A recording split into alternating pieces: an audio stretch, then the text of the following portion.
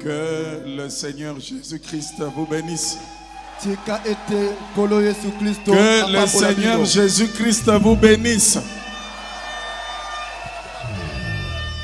Frère Branham me dit,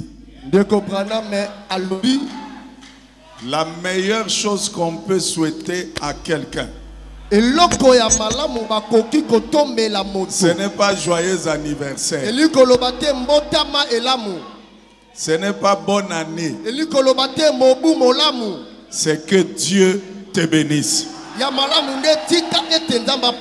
Que Dieu te bénisse, renferme tout ce dont nous avons besoin. Alors que Dieu te bénisse. Je remercie le Seigneur Jésus-Christ, le Dieu incomparable, d'avoir permis que nous puissions nous retrouver ici ce matin. Ceci était un projet,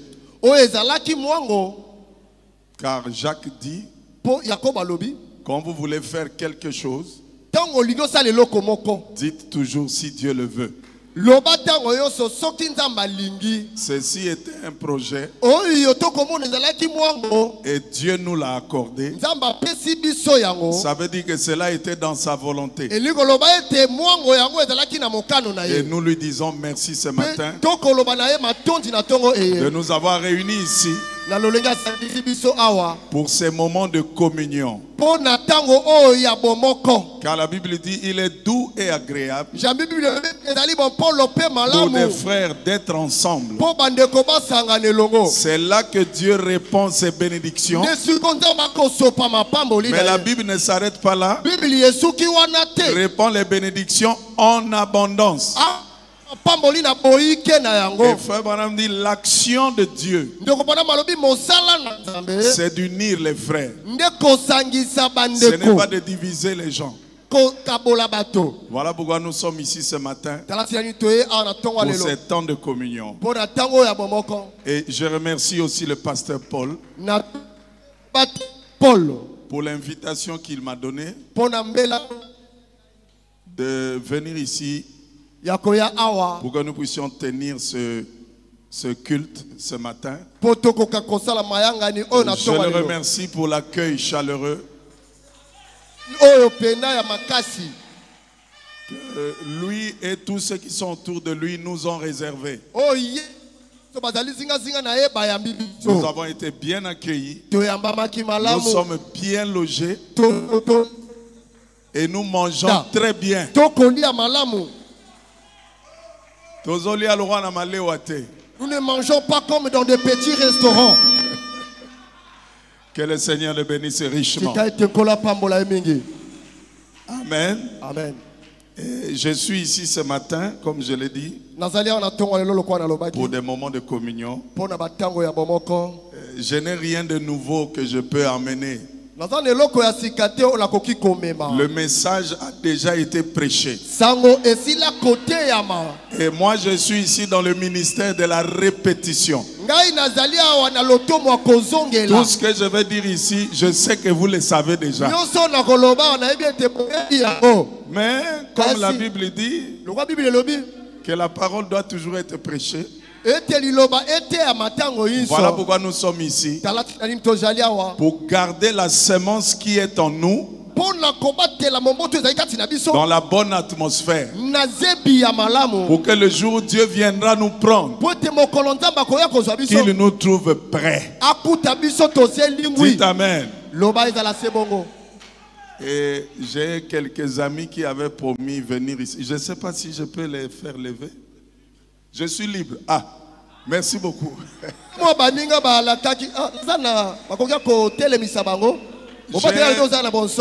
J'ai mon petit frère Chani. C'est chez lui que je prends toujours le canot pour venir. Il a traversé spécialement pour ce culte. Que le Seigneur le bénisse.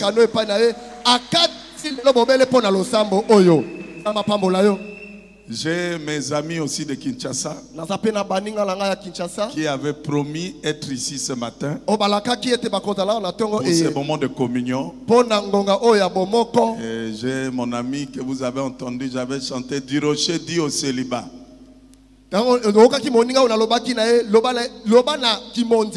Combien Jésus est grand. Et cette prophétie s'est accomplie. Il est ici ce matin avec sa chère épouse, s'il peut s'élever. Merci beaucoup. Il y a, je crois que le président Pacho est là, s'il peut s'élever. Merci beaucoup. Le frère Willy, que j'appelle le petit frère de Lai Lai.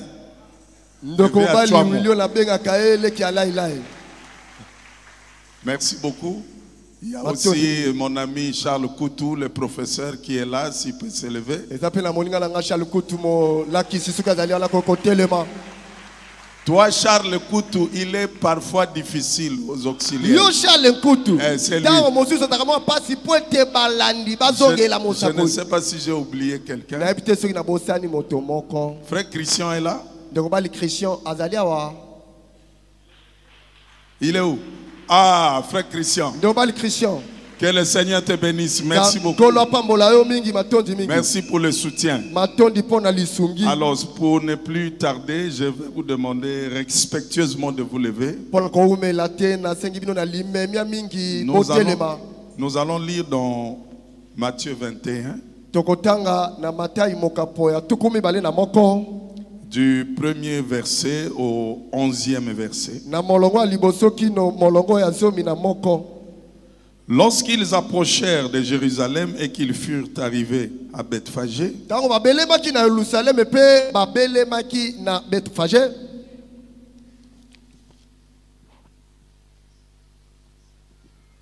vers la montagne des Oliviers, Jésus envoya 2 disciples en leur disant: allez au village qui est devant vous. Vous trouverez aussitôt une ânesse attachée et un ânon avec elle. Détachez-les et amenez-les-moi. Si quelqu'un vous dit quelque chose, vous répondrez: le Seigneur en a besoin.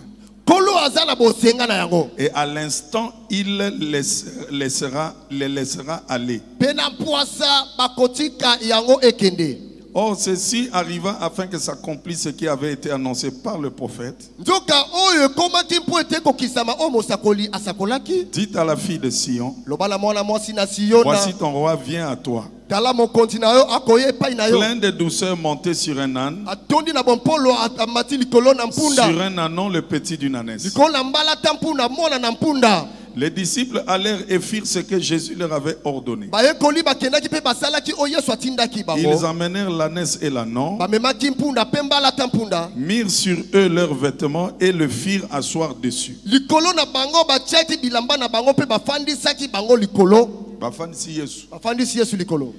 La plupart des gens de la foule étendirent leurs vêtements sur le chemin. D'autres coupèrent des branches d'arbres et enjonchèrent la route. Ceux qui précédaient et ceux qui suivaient Jésus criaient: Hosanna au fils de David. Béni soit celui qui vient au nom du Seigneur. Hosanna dans les lieux très hauts. Lorsqu'il entra dans Jérusalem, toute la ville fut émue et l'on disait: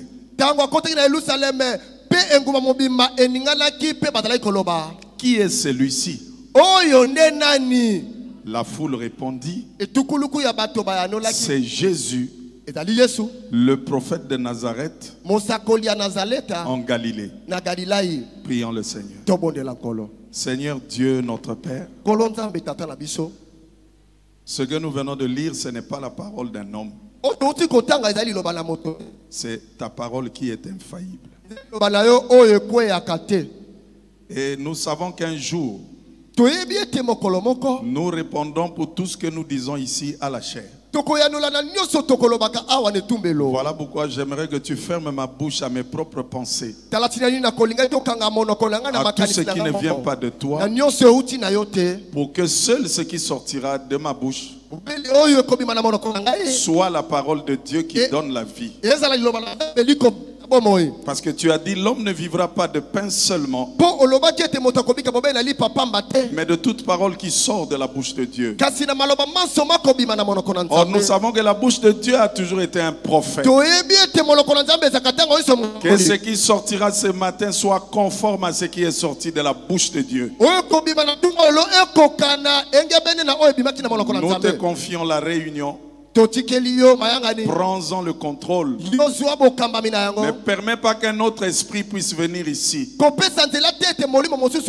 le Saint-Esprit puisse se mouvoir et se manifester clairement ce matin. Bénis le pasteur Ndembo pour sa gentillesse. Bénis tous ceux qui sont autour de lui. Bénis chaque membre de cette église. Qu'elle puisse prospérer à tous égards pour la gloire et l'honneur du Seigneur Jésus. Car c'est en ce nom que j'ai ainsi adressé cette prière décousue.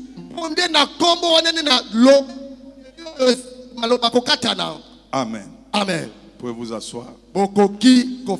Une fois de plus, que le Seigneur vous bénisse. Comme je l'ai dit, je n'ai rien de nouveau à apporter. Je suis ici pour dire ce que vous connaissez déjà. Et Frère Branham nous a dit que quand vous lisez la Bible, si vous ne voyez pas Jésus-Christ dans chaque écriture, c'est qu'il vous a manqué quelque chose. Vous n'avez pas bien lu. Chaque écriture de la Bible se rapporte au Seigneur Jésus. Que je le comprenne, que je ne le comprenne pas, que je n'arrive pas à le prouver, puisque Frère Branham l'a dit, c'est que c'est la vérité. Dieu a pensé, le prophète a parlé, et cela règle la question. Chaque écriture se rapporte à Jésus-Christ. Parce qu'il est le thème principal de toute la Bible. Il est la révélation de toute la Bible. Il est le centre de tous les mystères. De la Genèse à l'Apocalypse, Jésus est le sujet de tout ce que les prophètes avaient parlé. Dites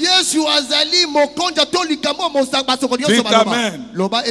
C'est pas étonnant qu'il ait dit, vous sondez les Écritures parce que vous pensez avoir la vie en elles. Mais ces Écritures que vous sondez rendent témoignage d'une seule personne.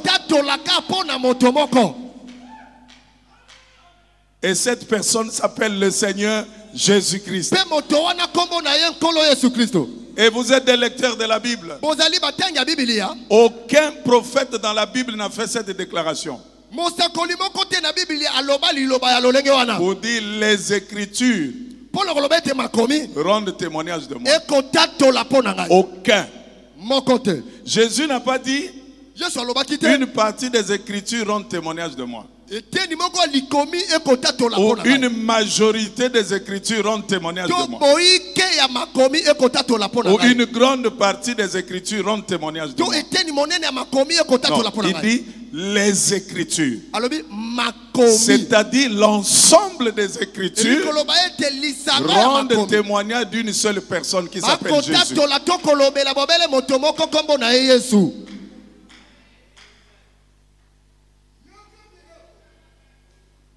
Le prophète Jean-Baptiste Quelques écritures s'est rapporté à lui. Quelques écritures. Voilà.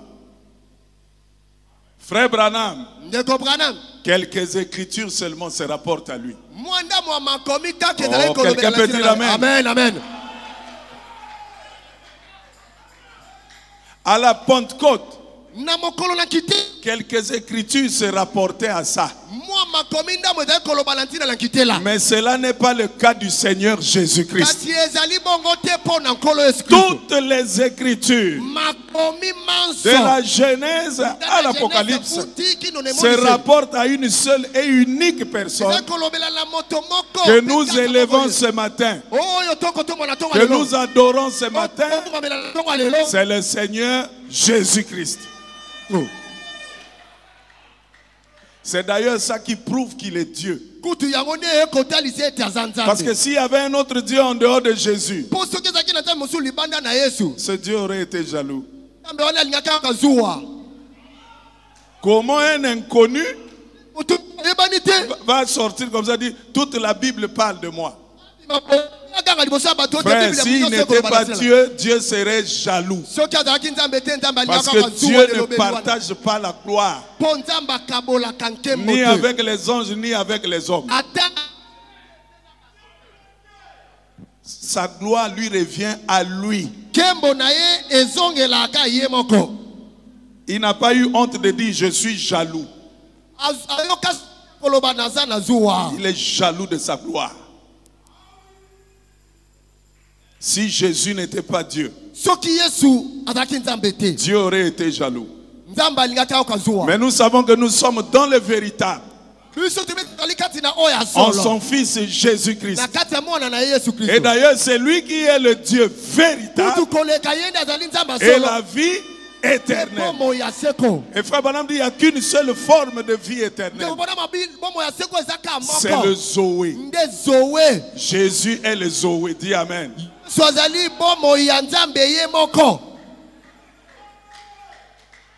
C'est pourquoi Frère Branham dit la plus grande de toutes les révélations dans la Bible, ce n'est pas de savoir qui est un prophète. La plus grande de toutes les révélations.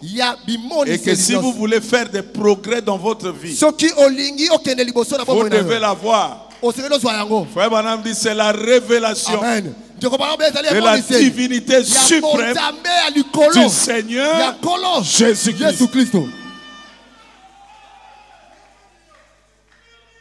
Tu crois en ça, tu feras des progrès. Si ça ne vient pas aujourd'hui, ça viendra.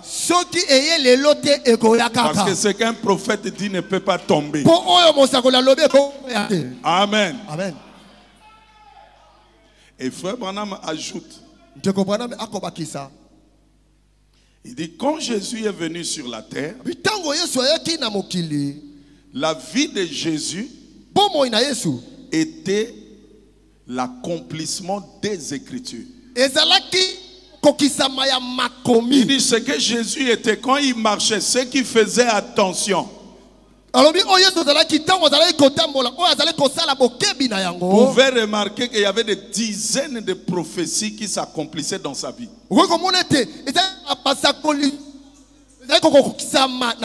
Mais dans la simplicité. Depuis la naissance du Seigneur, sa vie ici sur la terre, sa mort, sa résurrection, son enlèvement, tout ça n'est pas le fruit du hasard. C'était à chaque étape de la vie du Seigneur l'accomplissement des prophéties. Quand il est né, Jésus n'est pas né au hasard. Un prophète avait déjà parlé. Ou des prophètes avaient déjà parlé. Où il devait naître et comment il devait naître. Oh, est-ce que quelqu'un peut dire Amen? Il devait naître à Jérusalem, à Bethléem. Parce qu'un jour, le prophète Michée, poussé par l'esprit, dit Bethléem est frata. Toi, la moindre d'entre toutes les villes de Juda. Mais de toi sortira celui qui dominera. Et son origine remonte aux temps anciens, au jour de l'éternité. C'est pourquoi quand les mages ont vu son signe, là-bas en Orient, ils ont suivi le signe pour retrouver là où le Messie était né. Et quand ils sont arrivés, Hérode a appris qu'il y a un roi des Juifs qui était né. Cela a créé la jalousie en lui. La jalousie naîtra toujours d'un cœur charnel. Amen. Amen. Il dit, ah, celui-là, il veut me prendre le pouvoir. Il a appelé les scribes. Il dit, où est-ce que le Messie, là, le roi des Juifs, devait naître? Ils ont regardé, les Écritures pointaient Bethléem. Donc la naissance du Seigneur n'est pas un hasard. C'était prédit. La façon dont il devait naître, c'était prédit. Voici une vierge concevra. Elle enfantera un fils. Et on l'appellera Emmanuel. Ce qui veut dire Dieu avec nous. Un fils nous est né. Un enfant nous est donné. On l'appellera Prince de paix, admirable, conseiller, Père éternel. La vie de Jésus, c'est l'accomplissement des prophéties. Même quand il marchait, il a fait un tour dans les contrées de Zabulon et de Nephtali. Quelqu'un pouvait dire qu'il se balade comme ça. Non, il est parti là-bas afin que s'accomplisse ce que le prophète Esaïe avait dit. Le peuple qui était assis dans l'ombre de la mort, dans les ténèbres, a vu une grande lumière. La vie de Jésus, c'est l'accomplissement de la parole. C'est l'accomplissement des prophéties. Même quand il est venu dans la synagogue, on lui a donné le rouleau. Il a lu là où Esaïe avait dit, l'Esprit du Seigneur est sur moi. Il m'a oint pour libérer les captifs, pour faire ceci, pour faire cela, pour proclamer une année de grâce. Il n'a pas lu la deuxième partie qui parlait du jugement. Il n'était pas venu juger. Il était venu pour que le monde reçoive la vie par lui. Et quand il a lu, il a fermé le rouleau. La Bible dit qu'il est allé s'asseoir. Cette parole de l'écriture que vous venez d'entendre vient de s'accomplir. Donc même quand il lit le rouleau, ça a été déjà prédit par les prophètes. On dit Amen. Ce n'est pas n'importe qui, Jésus. C'est le Dieu suprême, créateur des cieux et de la terre. Même la façon dont il devait mourir, c'était prédit. Les gens sont venus le voir. Nous voulons avoir un signe. il ne vous sera donné aucun signe. Si ce n'est ce qui s'est passé avec Jonas. De la même manière qu'il passa 3 jours et 3 nuits dans le ventre du poisson, le Fils de l'homme passera 3 jours et 3 nuits dans le sein de la terre. Et il sortira. Parce que moi, Jésus, je suis la résurrection et la vie. Sa vie, c'était l'accomplissement des Écritures. Même quand on l'a vendu par Judas, cela a été prédit par le prophète Jérémie. Donc il n'y a rien de hasard dans la vie de Jésus. Il était l'accomplissement des Écritures. Même quand on l'a rejeté, c'était prédit par l'Écriture. Il est venu chez les siens et les siens ne l'ont pas reçu. La pierre que les bâtisseurs avaient rejetée est devenue la principale de l'angle. Tout était accomplissement de prophétie. Même quand il est en train de mourir à la croix, il dit Élie, Élie, lama sabachthani. C'était l'accomplissement d'une prophétie. Quand David a dit mon Dieu, pourquoi m'as-tu abandonné? Alléluia. Alléluia. Toujours quand on l'a rejeté, il s'est mis sur la montagne. Il dit oh Jérusalem, Jérusalem, qui tue les prophètes et qui lapide ceux qui te sont envoyés. Combien de fois ai-je voulu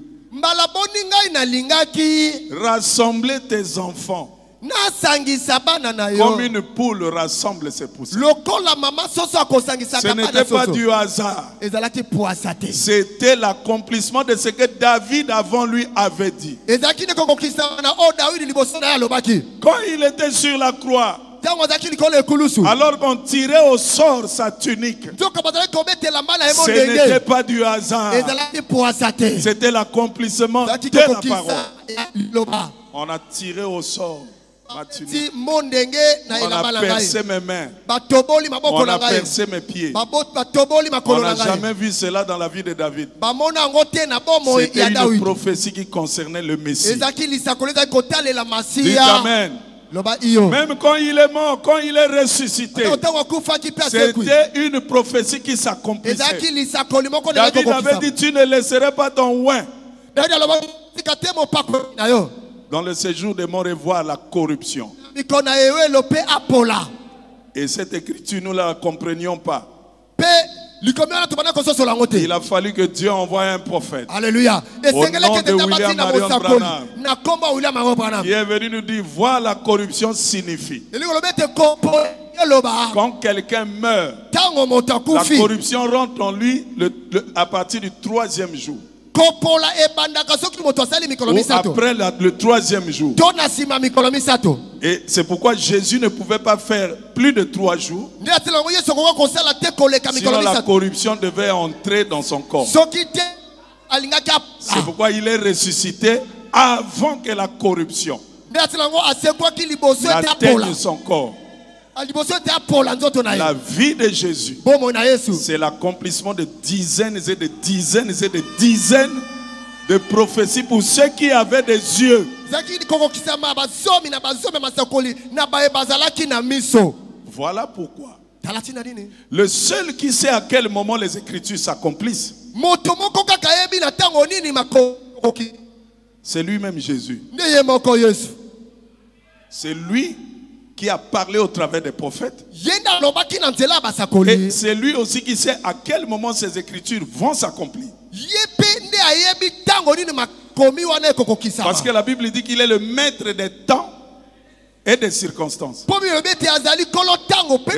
n'échappe à son contrôle. Même les difficultés que tu traverses, ne pense pas que Dieu ne sait pas. Il sait, il est le maître des temps et des circonstances.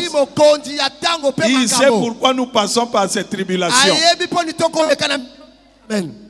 Amen. Amen. Donc c'est lui seul qui sait à quel moment les prophéties ou les écritures doivent s'accomplir. C'est ainsi que la prophétie que nous venons de lire ici dans Matthieu 21 devait s'accomplir. Le prophète Zacharie l'avait dit dans Zacharie 9:9.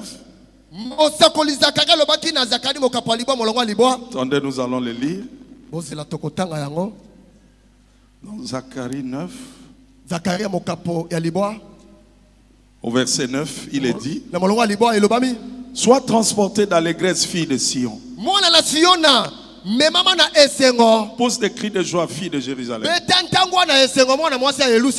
Voici ton roi vient à toi. Il est juste et victorieux. Il est humble et monté sur un âne. Sur un âne, le petit d'une ânesse. Donc quand vous lisez ça, vous trouvez que c'est quelque chose comme si ça n'a pas de valeur. Non. La parole d'un prophète ne peut pas tomber, ne peut pas échouer. Et il était question là du Seigneur Jésus-Christ, le roi des Juifs. Et comme je l'ai dit, il est le maître des temps et des circonstances.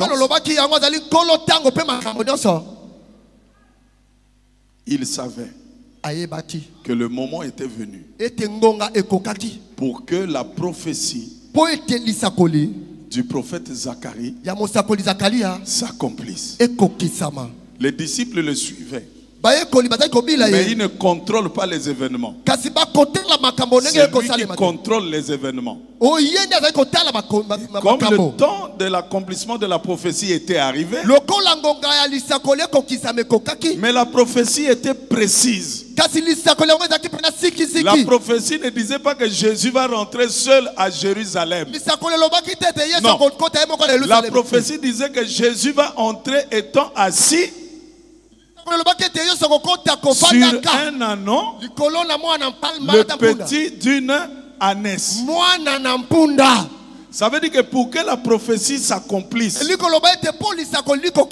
Jésus a besoin du petit d'une ânesse. Oh, est-ce que quelqu'un peut dire amen? Si Jésus est seul, ce n'est pas cette prophétie qui va s'accomplir. Peut-être une autre. Parce que lui, il était la manifestation des prophéties.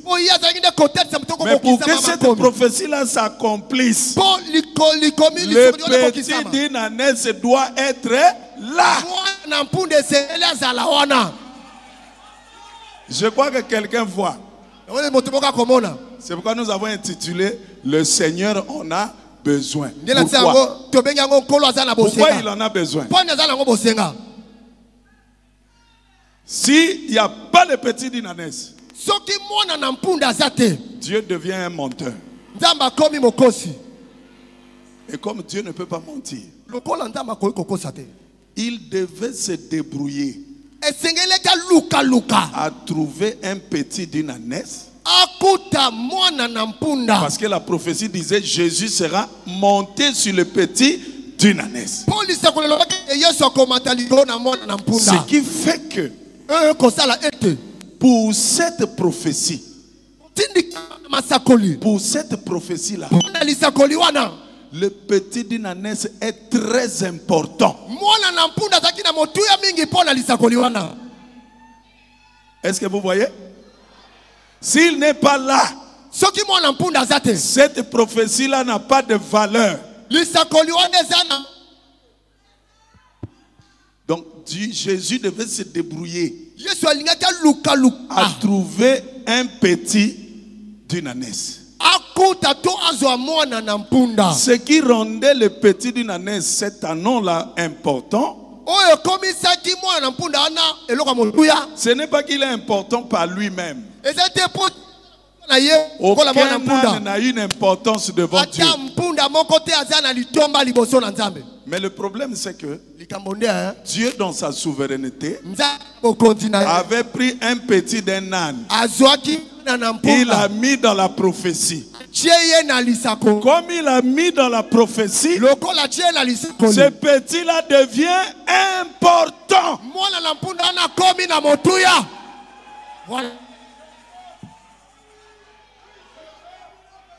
Pourquoi le Seigneur en a besoin? Pour accomplir sa parole. Si le petit n'est pas là, cette parole-là ne sera jamais accomplie.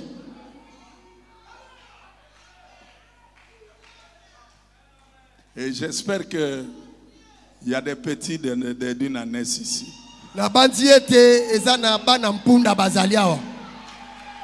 Je ne suis pas ici pour faire un cours d'histoire. Je suis ici pour actualiser la parole de Dieu.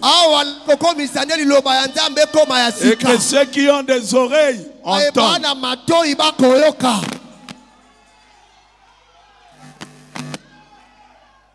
Alors Jésus, sachant que le temps était arrivé, il dit à deux disciples, allez dans le village voisin, vous trouverez attaché une ânesse et son petit. Ils sont attachés. Quand vous irez, ce n'est pas à moi de venir les délier.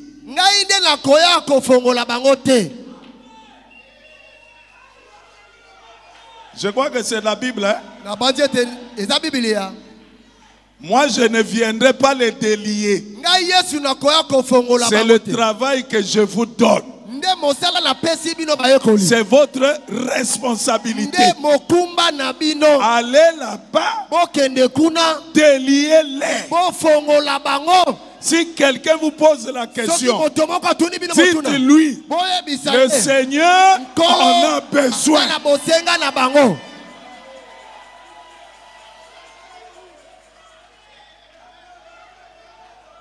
On ne délie pas les gens pour les mettre dans une prison.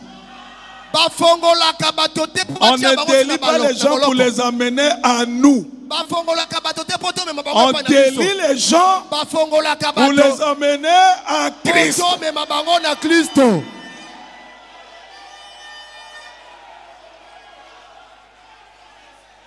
C'est lui qui en a besoin. Et dès que vous direz que le Seigneur en a besoin, il vous laissera partir.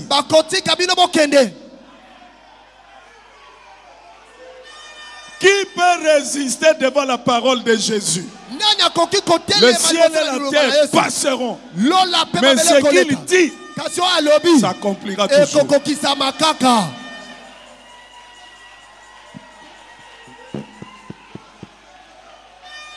Ah, je vois qu'il y a beaucoup d'aigles ici, hein? Au féminin comme au masculin.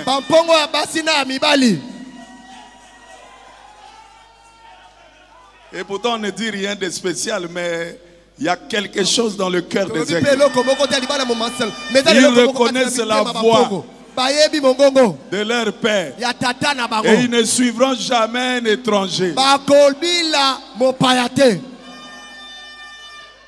Jésus dit, ce n'est pas à moi de les délier. C'est vous. Déliez-les. Quelqu'un viendra vous poser la question. Dites, le Seigneur en a besoin. Et il vous laissera partir. Qu'est-ce que je vais montrer un peu ici, une parenthèse. Nous vivons dans un temps où les prophéties sortent d'ici et là. Mais une prophétie qui vient de Dieu doit s'accomplir exactement comme Dieu l'a dit. S'il manque 1%, ce n'est pas Dieu. Dites Amen. Oh non. Bon, tu vois. Bon, certainement Dieu a voulu nous faire un mystère. Il n'y a pas de mystère. S'il a dit 2, vous devez trouver 2. S'il a dit les 2 seront liés, vous devez trouver les 2 liés. Si vous trouvez 2 qui ne sont pas liés, c'est que ce n'est pas Dieu. Est-ce que quelqu'un peut dire Amen?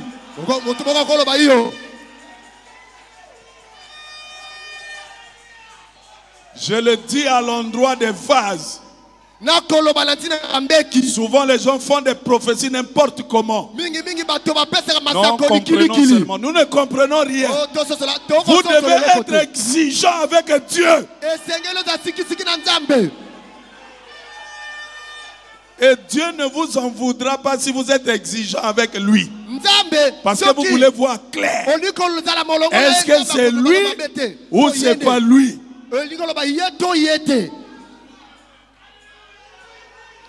Je crois que c'est la maman de Samson.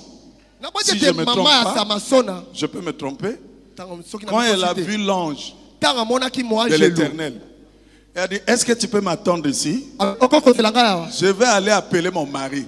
C'est elle, non? Je vais appeler mon mari, qu'il vienne aussi voir. L'ange est resté là. Parce qu'il voulait prouver que c'est lui l'ange. Le mari est venu. Il a dit, oh, c'est toi. Bon, est-ce que tu peux faire ceci pour que je sache que c'est toi? L'ange ne s'est pas fâché. Il dit, je dois prouver que c'est moi. Parce que vous devez mettre votre foi sur la parole de Dieu. Vous ne pouvez pas mettre votre foi sur n'importe quoi. Parce que la parole de Dieu, c'est l'instrument infaillible. Elle ne peut pas se tromper. Elle ne peut pas échouer. Ce que la parole dit, c'est ce qui arrivera. Est-ce que quelqu'un peut dire Amen?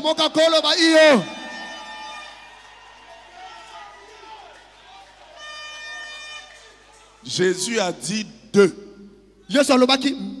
Une maman et son petit. Ils ont trouvé les choses exactement comme Jésus avait dit. Voilà le Dieu que nous voulons.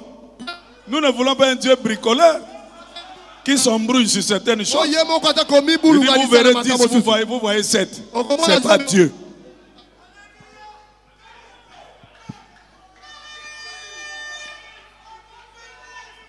Et ils sont arrivés.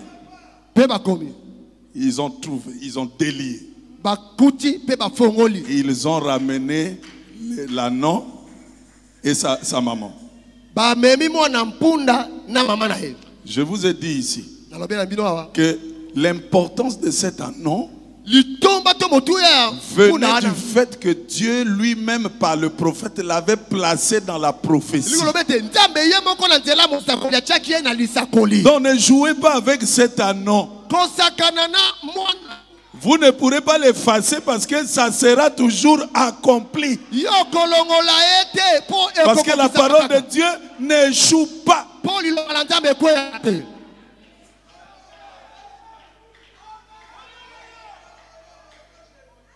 Je vous ai dit tout à l'heure, le prophète Esaïe avait prophétisé. Voici une vierge concevra. Elle enfantera un fils. On l'appellera Emmanuel. Comme Dieu a dit qu'une vierge concevra, il doit se débrouiller à trouver une vierge. S'il n'y a pas de vierge, le fils ne naîtra pas.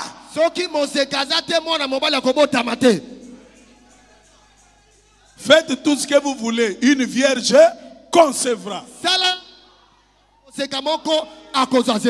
Marie n'avait pas d'importance par elle-même. Elle est née dans le péché, conçue dans l'iniquité, venue au monde en proférant des mensonges. Comme nous tous ici. Personne ici n'a de la valeur devant Dieu. Tous ont péché et sont privés de la gloire de Dieu.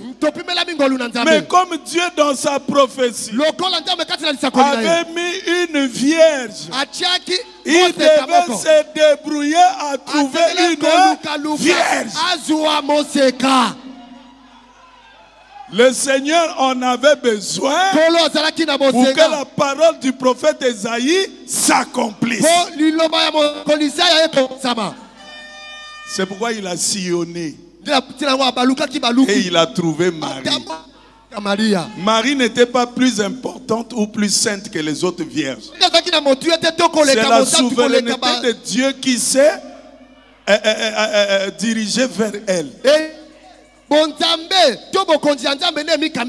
reconnaissant cela, Marie elle-même a dit: les générations futures me diront bienheureuse. Si à mon frère catholique ici, Marie n'a pas dit vous m'adorerez. Elle était bien heureuse parce que Dieu l'avait choisie dans sa souveraineté pour que le Messie passe par elle. Le Seigneur en avait besoin. Et le Messie là qui devait naître devait avoir un précurseur.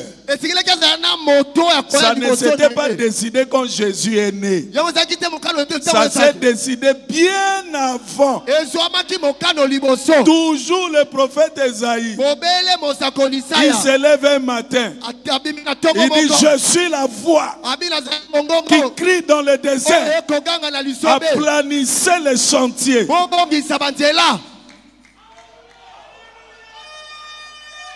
Donc, Dieu avait besoin d'un précurseur pour la première venue du Christ.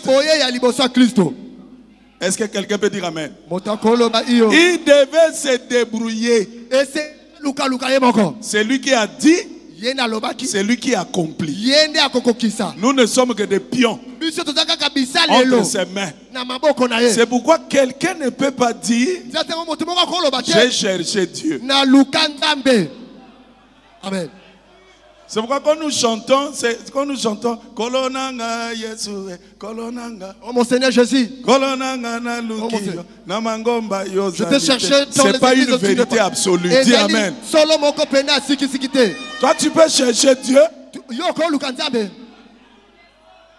La naisse et son petit ne cherchaient pas Dieu. C'est Dieu qui les a cherchés au travers de ses serviteurs.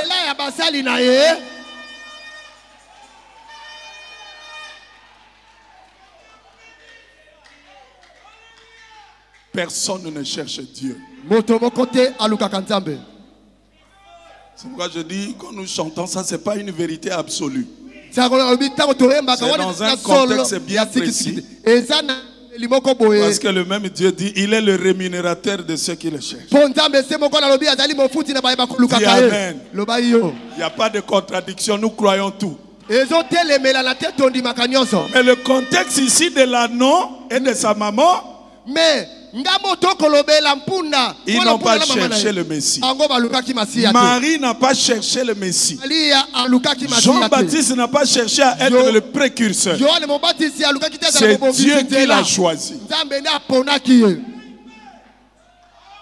Le Seigneur avait besoin d'un précurseur.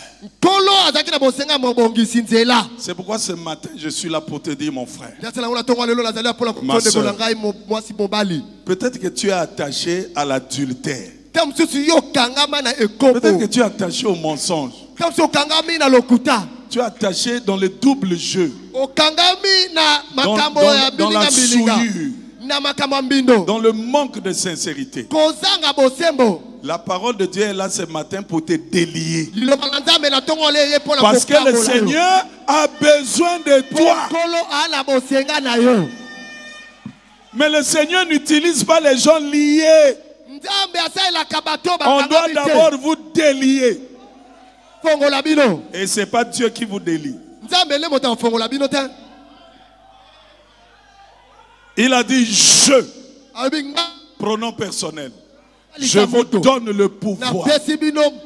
Ce que vous lierez sur la terre sera lié au ciel. Ce que vous délierez sur la terre sera délié au ciel. Ce matin, le pasteur Paul a le pouvoir. Amen.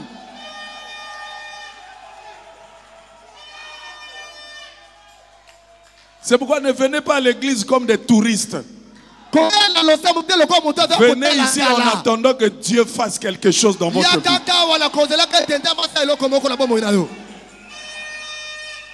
Parce qu'en Dieu, il n'y a pas de hasard. Dieu a besoin de toi, mon frère. Dieu a besoin de toi, ma soeur. Tu es important pour lui. Non pas parce que tu as de l'importance par toi-même, mais il t'a mis dans la prophétie. Sans toi, la prophétie ne s'accomplira jamais. C'est pourquoi Frère Branham fait une déclaration très forte. Il dit sans nous. Alléluia. Jésus n'a pas de ministère. Est-ce qu'il y a des croyants ici? Amen. Amen. Mon frère, je te dis, sans toi, Jésus n'a pas de ministère. Ma soeur, je te dis, sans toi, Jésus n'a pas de ministère. Amen. Il dit sans nous, même le Saint-Esprit n'a pas de ministère. Lisons ça. Amen. Alléluia. Est-ce qu'il y a des croyants de Frère Branham ici? Nous sommes là. Frère Sylvain, tu dis que les croyants de Frère Branham? Oui. Oui, je le dis. Parce que Dieu a dit à Moïse, ton peuple. Alléluia. Amen. Frère Branham dit, quand nous serons au ciel, je verrai Billy Graham entrer. Je verrai Oral Robert entrer. Je verrai tel entrer. Mais après tout ça, je verrai aussi mon groupe entrer. Amen. Nous sommes le groupe de Frère Branham. Voilà. Frère, ici les aigles, ils mangent la nourriture crue, la viande crue. Si tu es corbeau, c'est ton problème. Mais les aigles, on les reconnaît parce qu'ils disent toujours Amen à la parole. Frère Branham me dit, dans le super signe, prêché le 29 novembre 63, paragraphe 173-174. Est-ce qu'il y a des croyants ce matin? Il dit, tous les gens, quand ils étaient sur terre, ils ne pouvaient pas être un Jésus, mais ils pouvaient croire en lui et accepter le message. Il y avait un seul Moïse, un seul Élie, un seul Noé. Moi j'ajoute un seul Branham. Amen. Il n'y a pas deux Branham. Il y a un seul. Et ainsi de suite. Ça a toujours été le cas. Mais les autres, ils pouvaient l'accepter. Écoutez, ces hommes n'auraient pas eu de ministère s'il n'y avait personne, s'il n'y avait eu personne pour y croire. Amen. Moïse, Mose, Noé, Noah, Jésus, n'aurait pas eu de ministère. Voilà, Branham. Branham n'aurait pas eu de ministère. Suivez. Jésus n'aurait pas eu de ministère s'il n'y avait eu personne pour y croire. Paul n'aurait pas eu de ministère s'il n'y avait eu personne pour y croire. Branham n'aurait pas eu de ministère s'il n'y avait eu personne pour y croire. Paul Ndembo n'aurait pas eu de ministère s'il n'y avait eu personne pour y croire. Amen.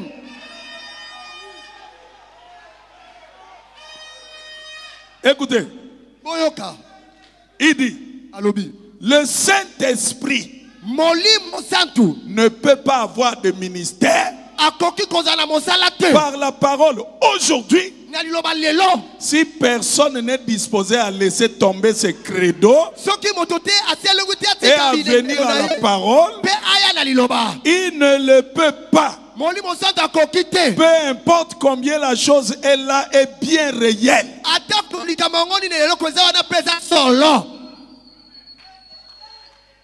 Vous croyez toujours à Frère Branham? Alors, je crois que vous comprenez l'importance que Dieu vous a donnée. Si vous n'êtes pas là, Jésus n'a pas de ministère. Si vous n'êtes pas là, le Saint-Esprit aujourd'hui n'a pas de ministère. Le Seigneur a besoin de vous. C'est le moment si tu es dans la souillure, dans les fausses doctrines. Au nom de Jésus, sois délié. Si c'est une maladie qui te garde loin de Dieu, au nom de Jésus, sois guéri. Il a besoin de toi. Peut-être que c'est le chômage qui te garde loin de Dieu. Au nom de Jésus, sois béni.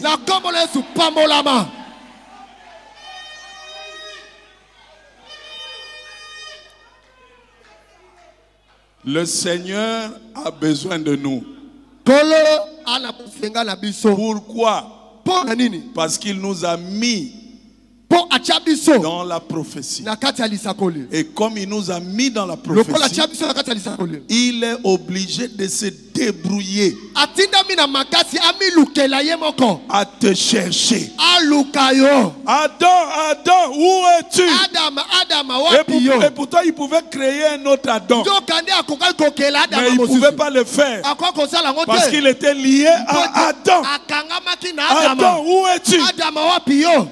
Tu es où? Dieu a besoin de toi pour que sa parole s'accomplisse aujourd'hui.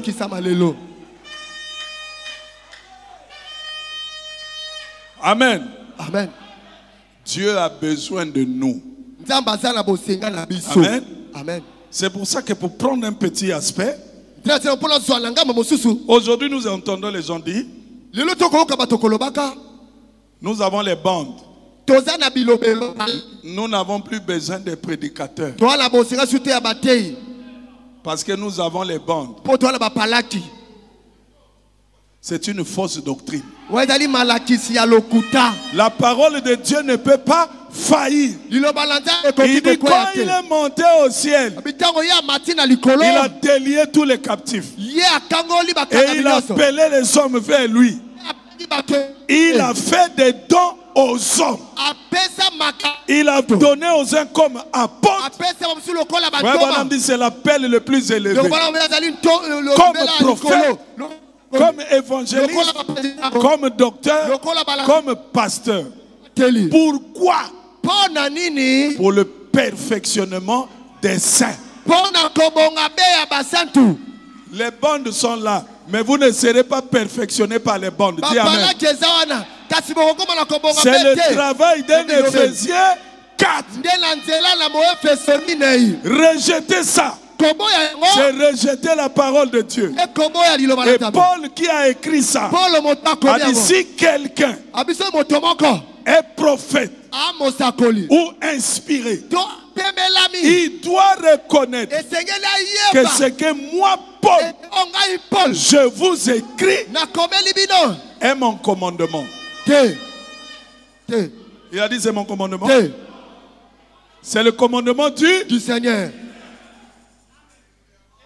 Et ce matin, je vous dis, si tu es spirituel, prophète ou inspiré, tu dois reconnaître que ce que Branham dit,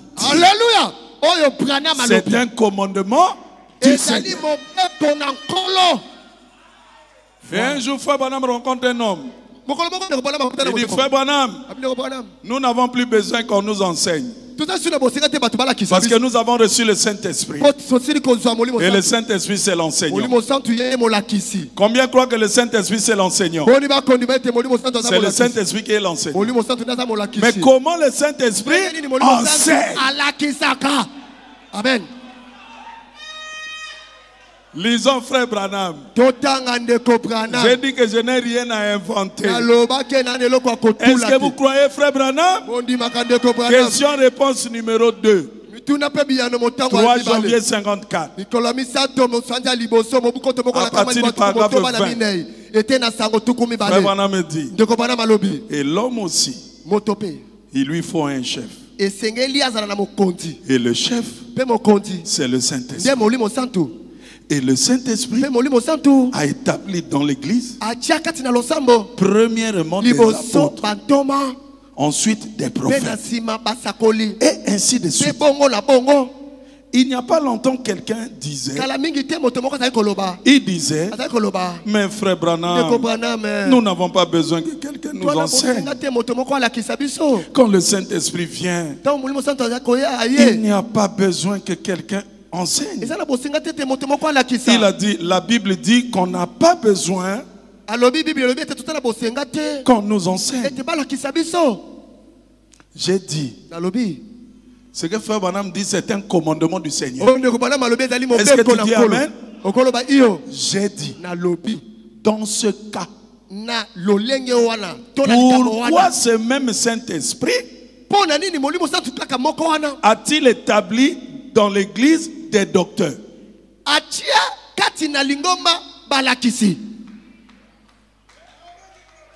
Réponds-moi à toi qui dis qu'on doit écouter que les bandes. Vous pensez que Dieu va fabriquer un docteur pour venir appuyer sur une cassette? Vous êtes sérieux? Je n'ai pas dit qu'appuyer sur la cassette c'est mauvais. Nous jouons les bandes dans notre église. Frère Branham dit c'est le ministère mondial. Mais les bandes ne remplacent pas les Éphésiens 4. Tout comme les Éphésiens 4 ne remplacent pas les bandes. Chacun a son couloir. J'ai dit, dans ce cas, pourquoi ce même Saint-Esprit a-t-il établi dans l'église des docteurs? Voyez? Et a mis l'église en ordre. Il nous faut des docteurs. C'est vrai. Donc là où Frère Branham dit c'est vrai, toi tu vas dire quoi? Tu connais Dieu plus que Frère Branham?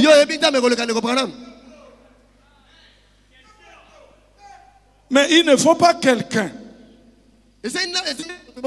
On n'a pas à vous enseigner en disant tu ne commettras point adultère. Tu ne jureras point. Tu ne prendras point. Ça, vous le savez déjà. Donc, un docteur n'est pas là. Non, il ne faut pas commettre adultère. Ça, ce n'est pas le travail d'un docteur. Amen. Est-ce que vous êtes là? Ça, vous le savez déjà. Votre propre conscience par le Saint-Esprit vous dit que c'est mal de faire ces choses. Même quand tu pêches là, tu sais bien que tu as la condamnation. Mais c'est parce que tu es encore lié. Au nom de Jésus, sois délié ce matin. Donc ça, c'est pas le travail du docteur. Mais par contre, pour ce qui est de l'enseignement de l'écriture, il faut quelqu'un qui est loin du Saint-Esprit. C'est vrai. Donc le docteur, c'est celui qui enseigne par le Saint-Esprit les Écritures. Ce n'est pas quelqu'un qui va lire les livres de coach, de management. Et il vient à la chaire, il commence à nous parler des théories de management. C'est pas ça être docteur. Dites Amen. Être docteur, c'est de sonder dans le champ de Boaz, prendre les écritures qui semblent compliquées et réconcilier cela. C'est pas venir parler du management ici. Si nous voulons le management, mon ami Charles, il a le diplôme de management. Il le fera mieux que les prédicateurs. Ici, nous avons besoin des enseignants. Les enseignants pour enseigner l'écriture par le Saint-Esprit. Dites Amen. Nous avons besoin des hommes. Frère Branham dit, aujourd'hui Dieu vit, habite dans l'homme. Amen. Il dit pour vous délivrer, Dieu prend la puissance, il met sur un homme. C'est Dieu qui agit, mais pas l'homme. C'est toujours Dieu, mais pas l'homme. C'est sa loi.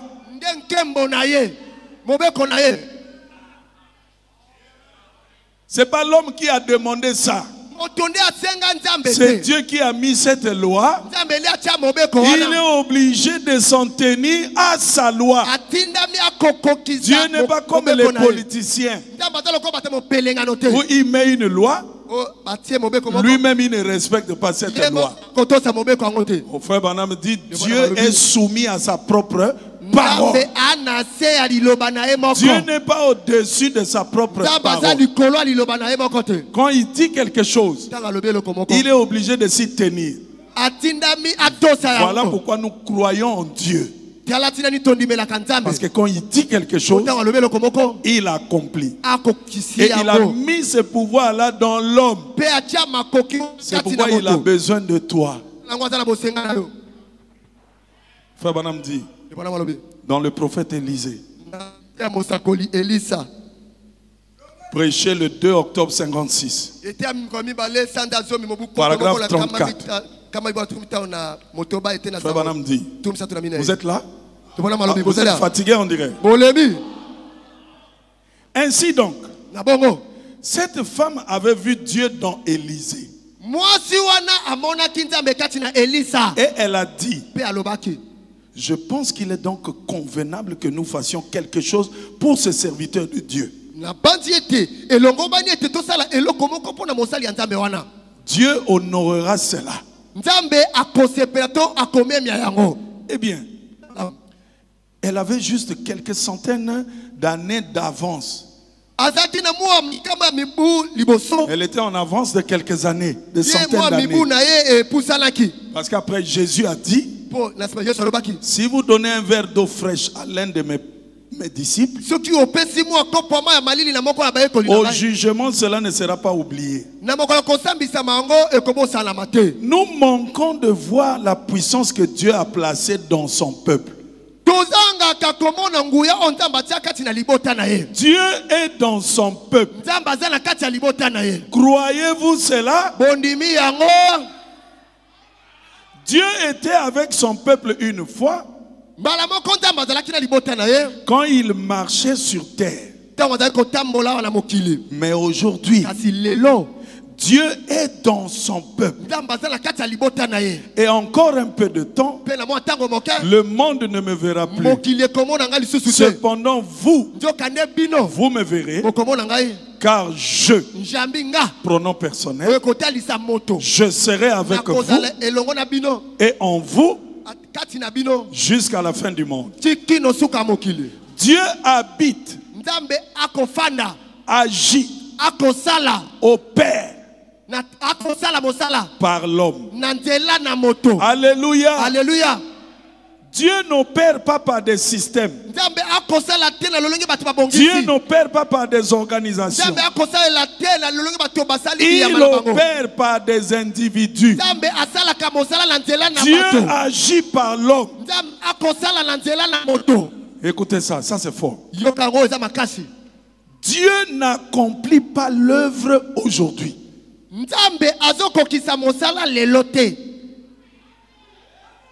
Dieu n'accomplit pas l'œuvre aujourd'hui. Est-ce que vous croyez que Dieu continue à travailler? Mais pourtant, frère Branham dit Dieu n'accomplit pas l'œuvre aujourd'hui. Alléluia. Mais comment il travaille? Alléluia. Dieu n'accomplit pas l'œuvre aujourd'hui. Il donne l'énergie ou projette son esprit sur les hommes pour faire cela. Dieu accomplit son œuvre par nous. Voilà pourquoi il a besoin de nous. Le Seigneur en a besoin. Quand on a ramené l'ânesse et son petit,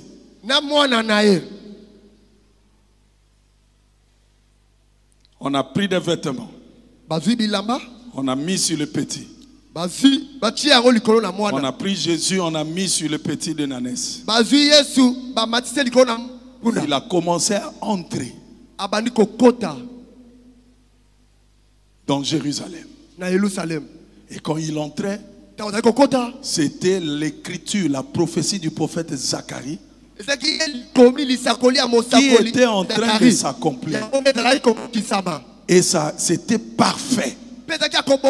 Jésus plus le petit d'une ânesse, c'est la prophétie accomplie à Jérusalem, pas dans une autre ville, à Jérusalem. Et on a mis des pagnes, des trucs, des branches. L'ânon marchait dessus. L'ânon marchait dessus. Alors, ce qui m'a surpris, c'est que l'entrée de Jésus a suscité l'émoi.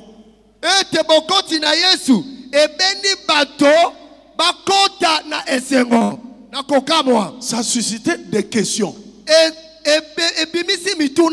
Et on a posé la question, qui est celui-ci?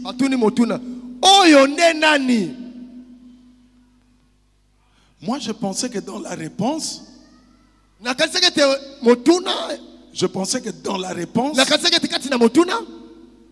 dans la réponse, il y a non. Donc je croyais que dans la réponse, on allait dire, c'est Jésus avec le petit d'une ânesse. Mais c'est curieux qu'on dit qui est celui-ci. On dit c'est Jésus, le prophète de Nazareth en Galilée. On n'a pas dit c'est Jésus avec le petit d'une ânesse. Est-ce qu'il y a quelqu'un qui voit? Frère Branham me dit, dans mon ministère, Jésus a eu plus de succès à Jeffersonville plutôt que dans son propre ministère. Il dit ce que Jésus a fait dans mon ministère dépasse ce qu'il avait fait dans son propre ministère. Mais frère Branham ajoute, je n'ai pas dit que c'est moi. J'ai dit lui, ce que lui a fait. Qui est celui-ci? Ce n'est pas Jésus et Branham. Non, c'est Jésus seul. Voilà. Quand tu regardes, qu'est-ce que tu vois? Voilà pourquoi cette photo, ce n'est pas la photo de Branham. Alléluia. Non. Qui est celui-ci? Qui est celui-ci? C'est la photo de l'ange. Oh, mais frère Sylvain, mais il y a frère Branham qui est là. Oui, le petit Dinanes aussi était là. Mais quand on a posé qui est celui-ci, on a dit c'est Jésus. Amen.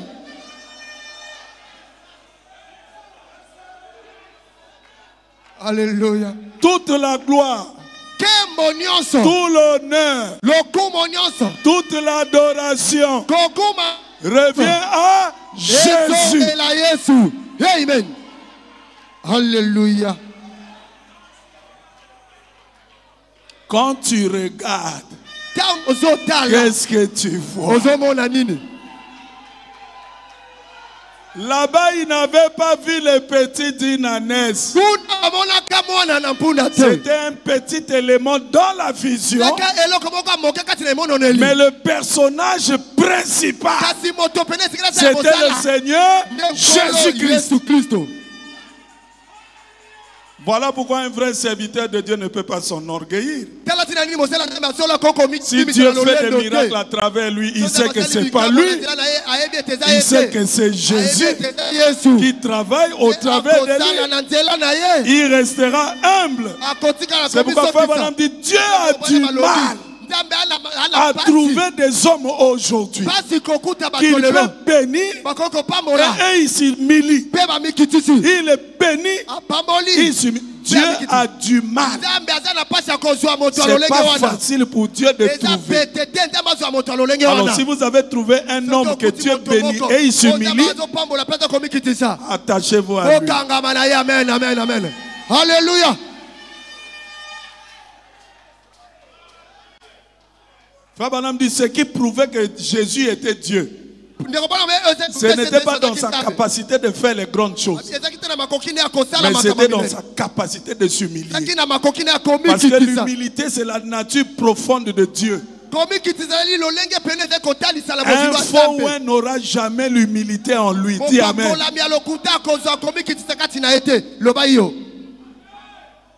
C'est pourquoi quand les disciples étaient en train de se chamailler, qui sera le chef? Ça, c'est le truc des gens charnels qui n'ont pas encore le Saint-Esprit. Et les disciples se battaient là parce qu'ils n'avaient pas encore le Saint-Esprit. Quand vous voyez si quelqu'un cherchait le pouvoir, il n'a pas le Saint-Esprit. Nous, on cherche le pouvoir de Jésus en nous. Nous, on ne cherche pas le pouvoir des gens sur les gens. Non. L'étoile emmenait les mages à Christ. L'étoile n'a pas emmené les gens à lui. Dites Amen. Amen. Dieu a besoin de vous. Dieu a besoin de nous. Voilà pourquoi je vais donner une petite précision. Et pendant longtemps, nous avons entendu les serviteurs de Dieu dire Malachie 4, c'est William Branham. Malachie 4, c'est William Branham. C'est pas vrai.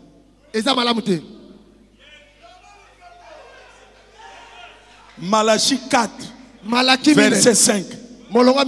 C'est pas William Branham. Ah, quelqu'un va tomber ici.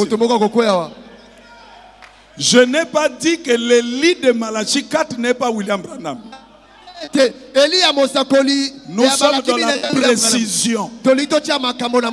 Parce que nous vivons au temps de la nanotechnologie, où on a la capacité de voir les plus petits détails. Malachie 4, ce n'est pas frère Branham. Je répète, je n'ai pas dit le lit de Malachie 4 n'est pas Branham. Lisons Malachie 4. Est-ce que vous êtes là? Malachie 4, verset 5. La Bible dit, voici, Je vous enverrai Élie le prophète. Avant que le jour de l'Éternel arrive. Ce jour grand et redoutable. Oh, quand les gens ont lu, leur attention a été attirée seulement sur Élie. Oh, l'écriture est claire. L'écriture dit, je vous.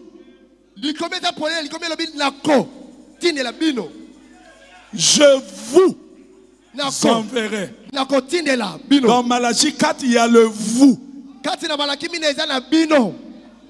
Si le vous n'est pas là,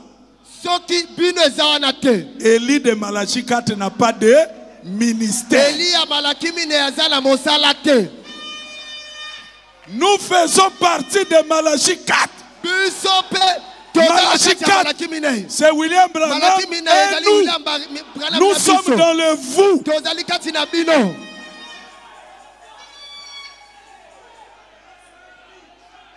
Dieu a besoin de toi. Dieu a besoin de moi. Mon frère, Dieu a besoin de nous pour que Malachie 4 s'accomplisse. Et vous êtes là. Aussi cette écriture est accomplie. Que le Seigneur vous bénisse.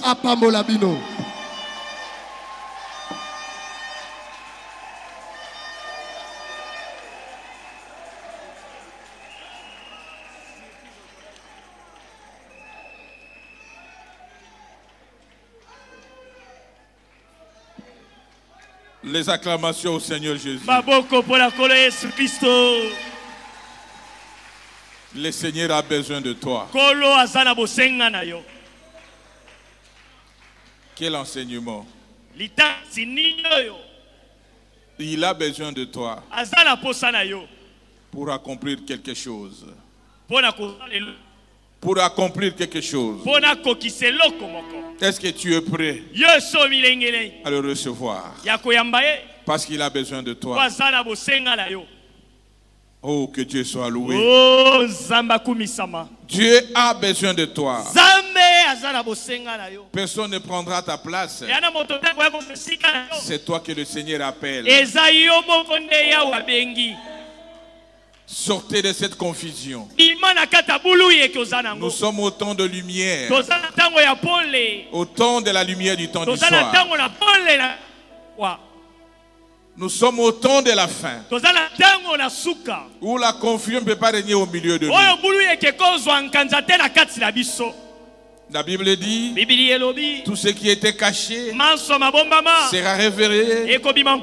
Les enfants liront cela et la connaissance augmentera. Est-ce que tu es prêt à répondre à cet appel? Est-ce que tu es prêt, ma soeur, à répondre à cet appel? Il a besoin de toi. Tu as un travail à faire. Nous allons tenir debout. Chacun doit dire un mot. Parler à ton Dieu. C'est lui qui peut te délier aujourd'hui à travers sa parole. Tu es prêt à l'accepter. Il a besoin de toi.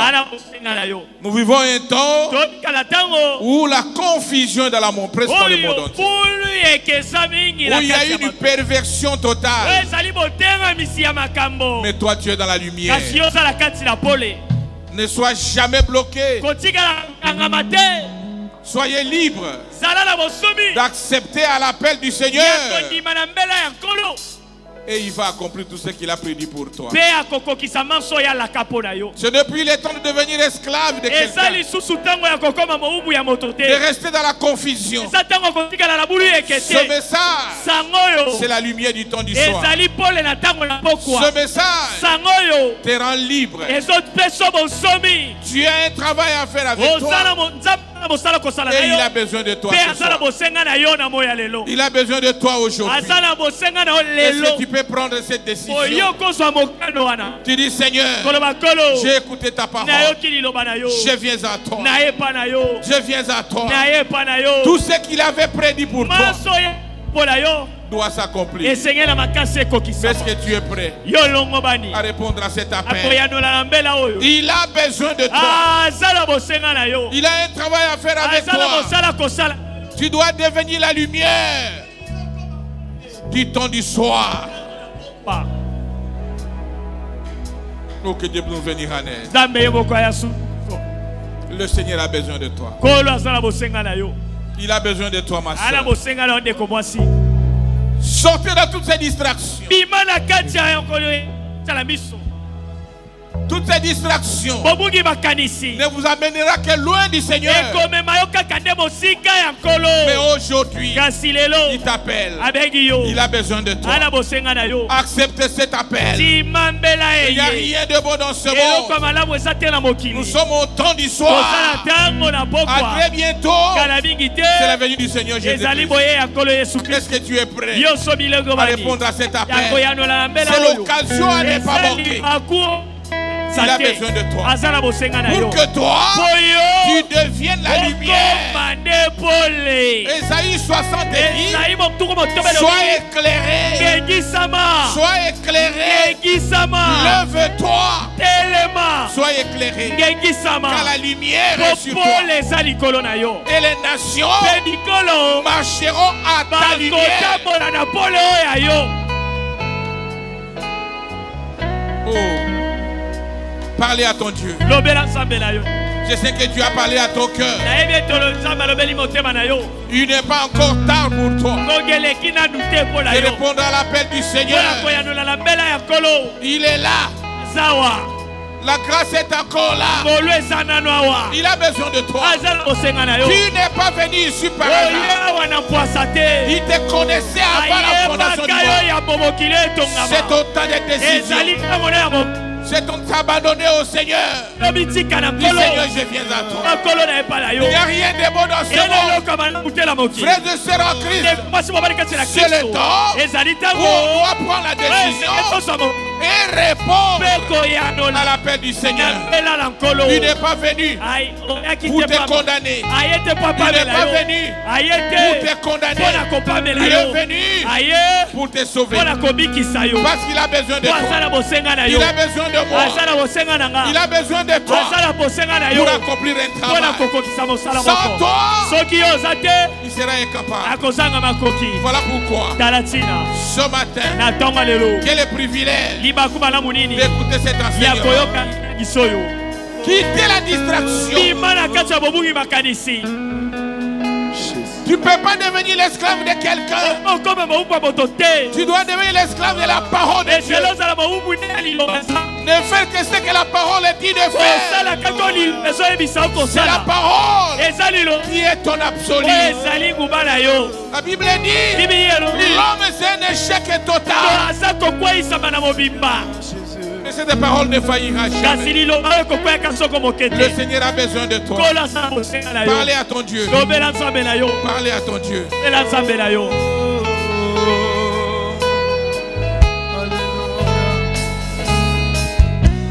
Oh Seigneur.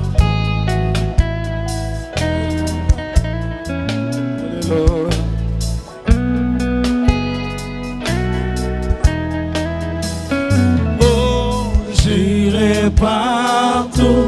J'irai partout, ma croix sur les épaules, partout où je serai, Jésus, je porterai ma croix. Oh, dans toute ma vie, pour la gloire du Seigneur Jésus-Christ. Ah oui, je porterai ma croix sur les épaules. Même si vous m'aimerez, même si vous m'haïssez, ah oui, je porterai ma croix sur les épaules. Car la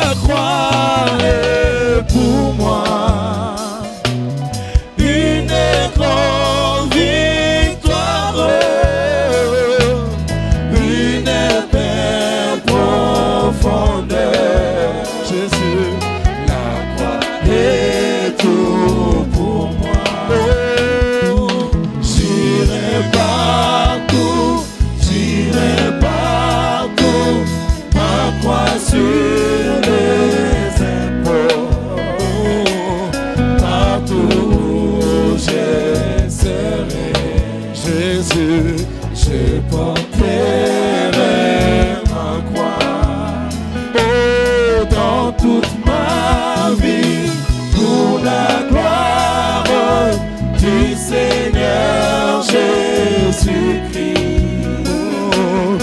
Ah oui, je porterai, Seigneur, ma voix sur les épaules. Nous allons prier. Si tu as une requête, levez simplement la main. Tu seras de lieu ce matin. Tu seras de lieu ce matin.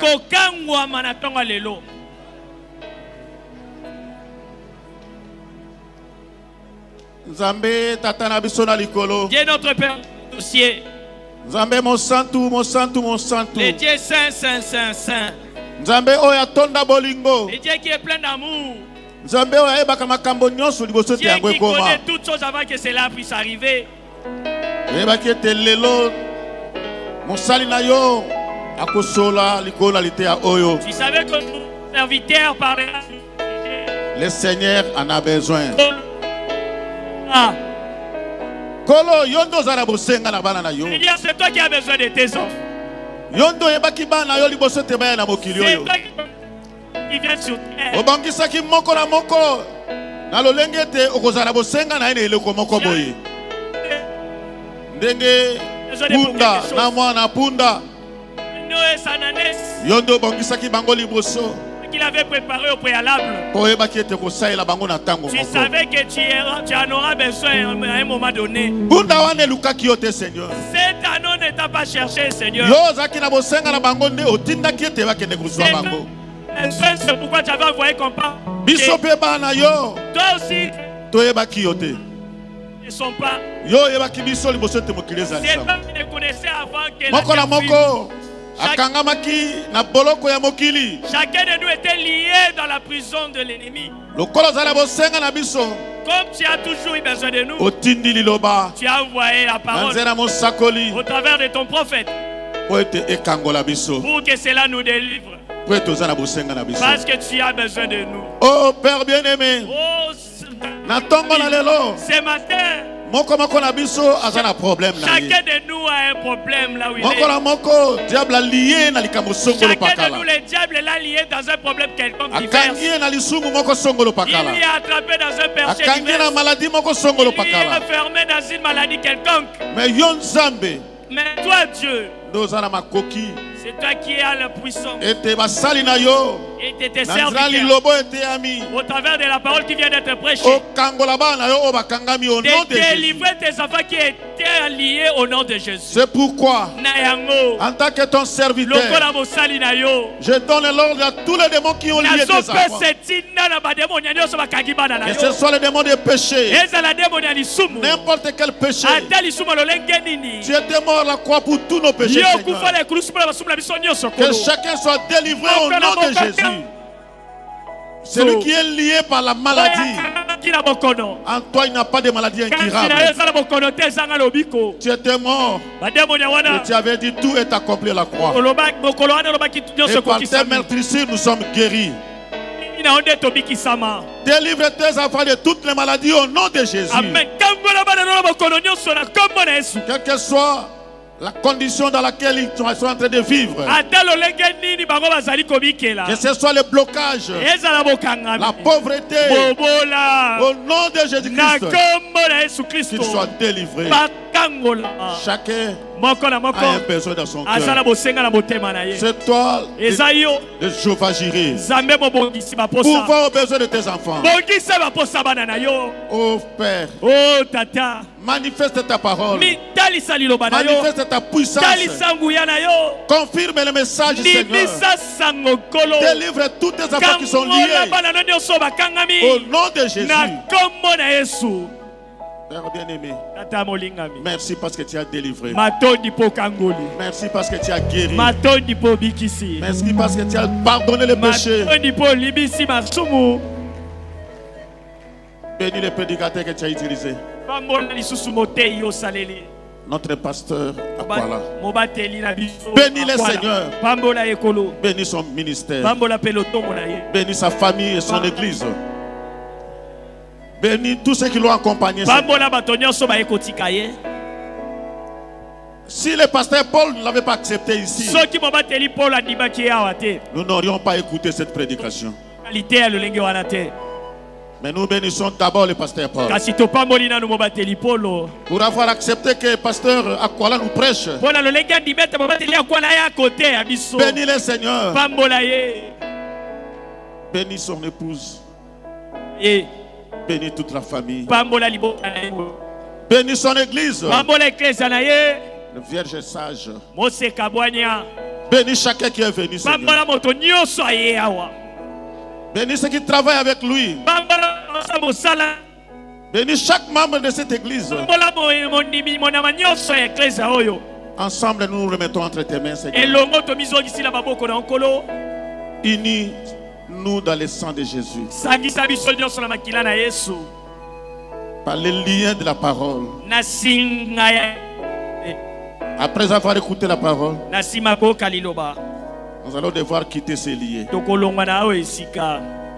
Accompagne chacun jusqu'à son domicile. Et tous les besoins qui sont dans les cœurs, Seigneur, que tu pourvoies à cela. Garde chacun de nous. Nous sommes dans un monde pourri où les démons sont partout. Mais nous avons l'espoir à toi. Parce que tu avais déjà tout vécu pour nous. Accompagne chacun jusqu'à chez toi, Seigneur. Bénis cette église.